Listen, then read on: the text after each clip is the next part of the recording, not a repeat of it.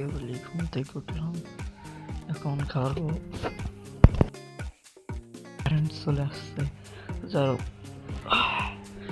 এখন হলো খাবার খাবো। তো অবশ্যই আপনারা পাশে থাকুন আর পুরো ভিডিওটা দেখবেন, ঠিক আছে?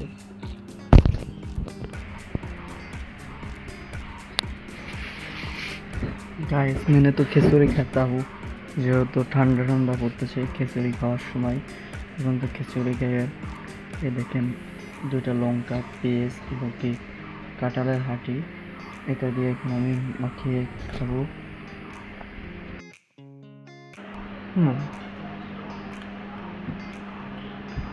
অবশ্য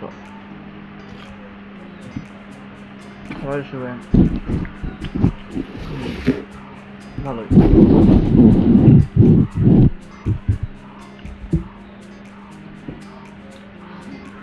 এতটা স্বাদ যা আমি বুঝায় বলতে পারবো না।